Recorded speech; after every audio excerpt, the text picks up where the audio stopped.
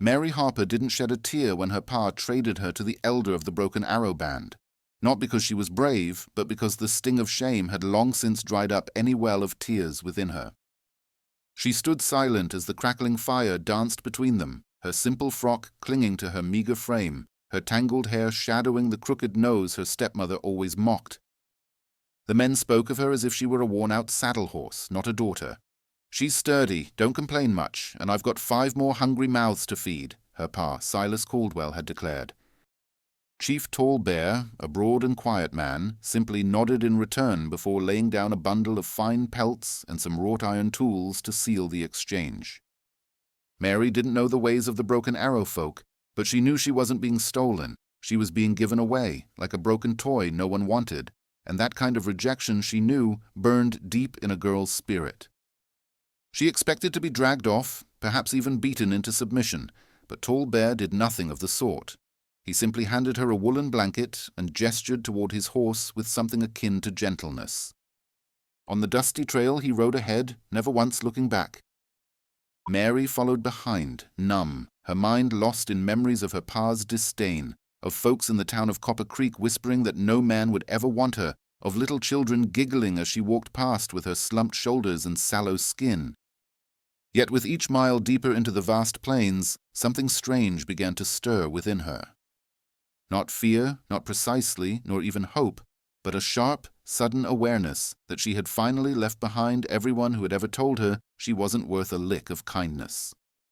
When they reached a quiet clearing by a trickling creek at sunset, Tall Bear stopped, dismounted, and truly looked at her, not through her, not past her, but at her. The quiet intensity in his gaze unsettled her more than any harsh word or blow ever could have. Mary stood there, clutching the blanket, and whispered, "Why didn't you say anything?" He didn't answer, but knelt and began to build a fire between them, not for control or intimidation, but simply to keep her warm. And something in her chest, long frozen and tightly coiled, shifted ever so slightly toward life. Mary had expected rough hands and orders barked in a tongue she couldn't understand. Instead, she woke to the scent of roasted rabbit and the soft murmur of water beyond their camp. When she sat up, wrapped in the woolen blanket, she saw Tall Bear already awake, kneeling by the creek, washing a strip of deer meat with slow, practiced movements. He looked up once, met her eyes, and nodded, not commanding, not dismissing, just acknowledging her. It felt so strange that Mary looked away, ashamed of how her heart reacted to the first hint of human decency in years. Back in Copper Creek, even her younger brothers had mimicked their pa's sneers, calling her lark face when their ma wasn't listening, and now here she was, with a man her people called a savage, who hadn't once raised his voice or hand to her. Later, as they journeyed deeper into the rugged hills, she began to notice how others looked at Tall Bear when they passed through small Broken Arrow encampments, some with deep respect, some with a flicker of fear. She realized he wasn't just any man, but someone who carried weight, someone others followed. They spoke few words, mostly using gestures and knowing glances, but there was no cruelty in his silences, only patience. And when she stumbled crossing a shallow stream, he caught her arm and steadied her, firmly but gently. Mary found herself blinking back a sob, not from pain, but from how utterly foreign tenderness felt. That night, he handed her a small woven pouch filled with dried herbs and motioned for her to place it beneath her sleeping mat. When she looked confused, he simply murmured, "Dream good," in broken English. That small kindness shattered something within her. For the first time since her own mother had passed, Mary allowed herself to weep, not from rejection, but from the aching realization that this man, who owed her nothing, treated her like a person of worth. She didn't understand what she was to him, not a wife in the way her people meant it, and certainly not a slave. As she lay beneath the vast star-strewn sky, she wondered what kind of man accepted an unwanted girl as a gift, yet asked for nothing in return. And why, in the presence of such a man, she felt more truly seen than she had in her whole life back home. The days grew warmer, the path rougher, but Mary's legs grew steadier. By the end of the first week, she no longer stumbled behind Tall Bear. She walked beside him, sometimes close enough to catch the scent of pine smoke in his braids, sometimes falling just behind to observe how confidently he moved through land that seemed to breathe with him.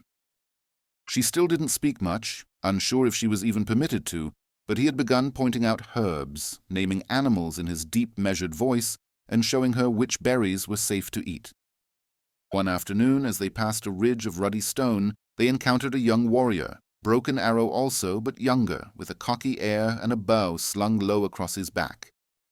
Mary didn't catch the full conversation, but the boy's tone was mocking, his gaze flicking to her with a smirk, and then back to Tall Bear with a question that needed no translation. Mary's stomach twisted when the youth laughed, an ugly, sharp sound, and muttered something as he rode away. But Tall Bear didn't flinch, didn't speak. He simply stood there a moment longer, his jaw tight, and then resumed walking. That night, as they camped beneath a sheltering ledge, Mary finally asked, "Do they think I'm your punishment?" Her voice broke before she could stop it. Tall Bear looked at her for a long time, then reached into his satchel and pulled out a carved wooden comb, placing it gently in her hands. "My mother made for wife," he said slowly, his accent thick but his meaning clear. "But she never come back. She'd die before I marry." Mary stared at the comb, its smooth curve fitting her palm as if it had waited years to be held. She felt her throat tighten as something old and bitter inside her cracked open. "You could have refused me," she whispered, not looking up, but Tall Bear answered simply, "Your eyes were sad." "I do not turn away sadness." That night, as she ran the comb through her tangled hair beneath the firelight, Mary didn't feel pretty, not yet. But she felt like maybe, just maybe, being ugly was never the true reason no one had stayed. Perhaps no one had known how to truly see her until now. The first time Mary laughed, it startled them both. She had tripped on a root while gathering firewood and landed in a sprawl of pine needles. When she looked up to see Tall Bear stifling a rare crooked grin, the sheer absurdity of it all, a bartered girl in the Broken Arrow lands, her hair full of twigs, his face calm and unreadable, burst out of her in a sharp, clear laugh that echoed through the trees. For a moment, Tall Bear just stared, and then slowly he laughed too. Not loud, not long, but real. And something between them shifted again. In the days that followed, the silence between them grew comfortable, almost companionable. Mary began to mimic his hand signs for water, fire, and food, finding a strange pride in every new thing she learned. One evening, as she helped him skin a rabbit he'd caught, he watched her hands and said, "You are not weak." Though it wasn't a compliment in the usual way, it struck her deeper than any flattery ever had. But peace is fragile in a world built on pain, and it was broken the next day when they reached a small Broken Arrow village nestled in a canyon bend. Women stared, some whispering behind their shawls. An elder man approached Tall Bear with words clipped and harsh. Mary stood back, unsure, but she caught enough to know the man didn't approve of her, that he didn't believe she belonged. Tall Bear responded evenly, but when the elder gestured directly at Mary and spat on the ground, she flinched, her body folding inward out of old habit. She expected Tall Bear to remain quiet, as always, but instead he stepped forward, jaw clenched, and spoke with such firm authority that even the elder stepped back. Mary didn't understand the words, but the effect was clear. Tall Bear had claimed her, not as a burden, but as someone worth defending. That night, as they camped on the edge of the village, Mary sat by the fire and whispered, "Why do you keep doing that?" "Standing up for me." For a long time he said nothing, just stirred the fire with a stick until finally he murmured, "Because no one stood for my sister either." And she broke. Mary looked at him then, truly saw him, and understood that they were both remnants of things others had discarded. But here, in the wild, their brokenness was beginning to fit together. They left the village at dawn, tension still clinging to Mary like the smoke from last night's fire. But Tall Bear walked ahead with the same calm stride as always, his silence no longer cold, but thoughtful. For the first time, Mary felt less like a follower and more like a partner. She carried her own supplies, knew how to set small snares, even recognized the piercing call of a hawk overhead.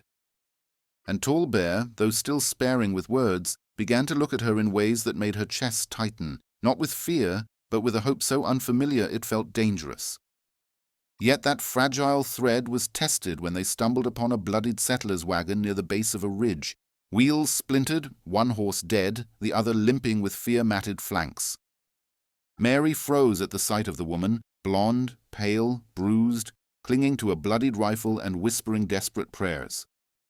Tall Bear approached cautiously, but the woman shrieked at the sight of him, raising the rifle with shaking hands and screaming, "Don't touch me, savage," before collapsing in tears. Mary stepped forward, hands raised, her voice soft as she said, "He's not going to hurt you, I promise." But the woman's blue eyes locked on her with confusion and then betrayal. "You're with him?" she spat, as if Mary herself had become the traitor. They helped her anyway. Tall Bear tended to her wounds while Mary coaxed the limping horse into a semblance of calm. By nightfall, the woman, whose name was Martha Caldwell, had stopped flinching at every movement, though her eyes still flicked to Tall Bear with deep suspicion. That night, Mary sat apart, her heart churning with a shame she hadn't felt since leaving her pa's house. A voice inside whispered that no matter how kind Tall Bear was, to folks like Martha, he'd always be a monster. And by being at his side, Mary would be seen as monstrous too. When she finally dared ask Tall Bear why he hadn't just left Martha to die, he didn't look at her. He just said, "Because she is alone." You remember what alone feels like, and Mary did remember too well. But for the first time, she realized that walking beside a man like Tall Bear meant choosing to live by a different kind of honor, not the one written in books or shouted in town squares, but the quiet kind that only reveals itself when no one else is watching. Mary woke to the sound of hushed voices, Martha's strained whisper cutting through the cool morning air, her words sharp with fear and disbelief. "You don't understand. He's Broken Arrow. They kill people like us," she was saying. Mary stayed still, listening from behind the rocks where she'd gone to gather water, her heart sinking with every word. "He saved you," Mary said finally, stepping into view, her voice firm despite the tremble beneath it. "And he's done nothing but treat us both better than most white men ever have." Martha flinched, caught, but didn't back down. "You weren't born out here," she hissed. "You don't know what they've done." Mary stared at her, 1,000 memories flashing behind her eyes. Her pa's disgust, her stepmother's cruelty, the way even little children had laughed at her like she didn't belong anywhere. And she said quietly, "No, I know what people do when they think someone's beneath them." Later, when they resumed their journey toward a nearby cavalry outpost Martha insisted existed, Mary walked a little further from Tall Bear, guilt knotting in her chest. Not because she doubted him, but because she hated that part of her that still feared how others would see them together. By midday, they reached the hilltop Martha had described, and below, like a scar across the prairie, lay the rough wooden fences and tents of a small cavalry encampment. Mary's stomach turned. She'd dreamed of places like this as a girl, places with order and roofs and safety, but now they felt foreign.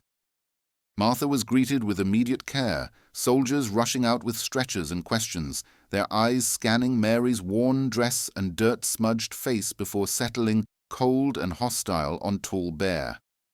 "Step back, savage," one barked. When Mary opened her mouth to speak, another soldier grabbed her by the arm, muttering, "We'll get you home, miss, don't worry, we'll handle him."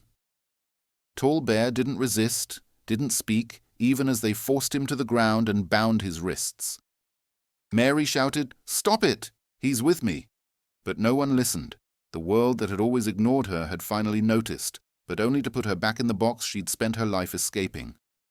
As they dragged Tall Bear toward a holding tent, he met her gaze with something unbroken, not fear, not anger, but the same calm strength he'd shown since the night they met. And in that look, Mary understood. If she didn't fight for him now, she'd be no better than the father who gave her away. Mary stormed into the captain's tent with dust still clinging to her boots and fire in her voice. Her fists clenched as she demanded, "Why is he being held?" But the officer, a grizzled man with deep lines around his mouth and the smell of whiskey on his breath, just looked up slowly and said, "Because he's Broken Arrow, miss, and that's reason." Enough in these parts. She could feel the blood drain from her face as the room spun, not with fear but with fury. She slammed her hand on his desk, rattling a tin cup. That man saved Martha's life. He saved mine. And he's not a criminal. The captain didn't flinch, just leaned back and said coolly, "Maybe not, but we can't have him roaming free and scaring the womenfolk now, can we?" That one sentence made something snap inside her. She marched out before she did something foolish, heart racing, and found Martha seated by the fire pit, bandaged and freshly clothed, sipping tea like she hadn't just watched the man who saved her be shackled. "Say something," Mary begged, but Martha looked away and muttered, "It's better this way." "You'll be safe now." Mary stared, stunned, then whispered, "You were never the one in danger." That night, Mary found Tall Bear kneeling in the holding tent, hands tied behind his back, his eyes calm even as bruises bloomed on his jaw. She dropped to her knees beside him and whispered, "I'm sorry. I shouldn't have brought you here." He gave a small shake of his head, murmuring, "You needed to see."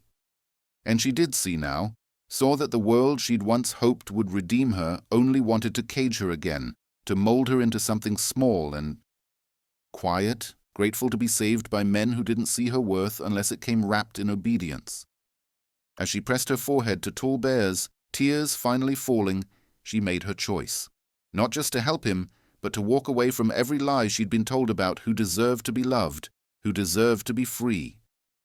And as the stars blinked above, she whispered, "I won't let them keep you."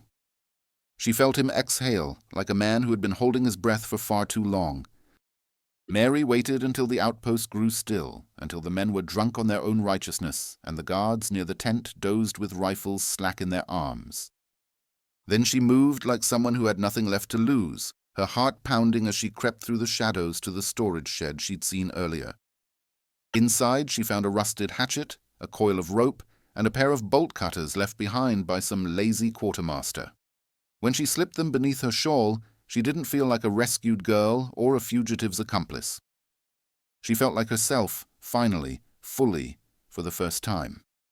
Slipping into the tent, she knelt beside Tall Bear, who didn't speak, just watched her with those still, knowing eyes. When she snapped the chains from his wrists, he whispered, "If we run, they follow." But she shook her head, voice firm. "Then let them follow. We'll show them what strength really looks like." They moved fast, keeping to the tree line. Her smaller frame darted ahead, clearing the way, while Tall Bear, despite his bruises, kept pace, guiding them east toward a canyon he said the cavalry wouldn't dare enter. By dawn they reached the ravine, its stone walls rising like sentinels, and for a moment Mary collapsed to her knees, breath ragged, not from exhaustion but from the weight of all she'd left behind. "They'll call me a traitor," she murmured. Tall Bear crouched beside her, brushing a strand of hair from her dirt-streaked face, saying, "No." Only those afraid of truth use that word. They traveled for 3 days, sleeping beneath rock outcroppings and eating what little Tall Bear could catch. Though her feet blistered and her body ached, Mary never once thought of turning back. On the 4th morning, they arrived at a hidden clearing beside a crystal stream where an old woman sat tending a small fire, her face weathered but kind. "Tall Bear's aunt," he explained, "who once was shaman to our people." The woman looked at Mary without surprise, as if she'd been expecting her all along, and said softly in English, "You were not given." "You were found?" As they sat around the fire that night, the warmth chasing away the bite of fear, Mary looked at Tall Bear and realized something simple, something terrifying. She loved him. Not out of gratitude, not from desperation, but because in his silence and strength he had taught her that worth was not something others assigned. It was something you claimed. The cavalry didn't forget, not men like Captain Marsh, who saw defiance in any woman who didn't tremble and treason in any broken arrow who didn't bow. When the search party found their tracks 2 weeks later, they came armed with vengeance disguised as law. Mary spotted them first from the ridge above the clearing, 5 soldiers on horseback, rifles gleaming, Martha among them with her arm in a sling and her mouth tight as thread. She ran back to the fire where Tall Bear and his aunt were preparing herbs, breathless, shouting, "They found us!" 5 riders, maybe more behind them. Tall Bear stood slowly, not with panic, but with the tired kind of readiness, as if he'd always known peace couldn't last without a fight. "Go into the ravine," he told Mary. You and my aunt hide in the stone nest." But she grabbed his arm and shook her head, eyes fierce. "I'm not leaving you. If they take you again, they'll have to shoot me too." He looked at her, pain etched deep in his eyes, and whispered, "You should not die for me." But she answered, "Then you never understood. I'm not dying for you. I'm living for what you taught me." The confrontation happened just as the sun struck the clearing. Captain Marsh raised his rifle. Martha called out weakly, "Let the girl go." "We can still help her." But Mary stepped forward first, arms raised, voice loud and clear. "He's not your prisoner. He's my husband." The words hung heavy in the air, and though they had never spoken vows or shared a kiss, the claim was truth, as raw and sacred as anything carved in stone. The soldiers paused, startled, unsure. Tall Bear stepped beside her, shoulders straight, head high, his presence a mountain behind her resolve. "You don't get to decide who I belong to," Mary said, her voice breaking but firm. "Not you, not my father, not this uniform. You gave me away because I was ugly, and he gave me back my life because he saw more than a face." Silence followed, then a voice from the back, a younger soldier muttering, "Let him be, sir. They ain't hurting anyone." Martha looked down, ashamed. The captain's mouth twitched, furious but cornered. He finally spat on the ground and barked, "This ain't over." Then he turned his horse around, the others falling in behind. Mary didn't move until the dust cleared, and then slowly she turned to Tall Bear, her hand reaching for his. In that moment they were no longer fugitives or outcasts, but two souls who had stood the world down and won. The seasons turned, and with each sunrise in the hidden canyon, Mary shed pieces of the girl she had once been, the girl who flinched at mirrors, who swallowed her words, who thought love was something earned by pleasing cruel men.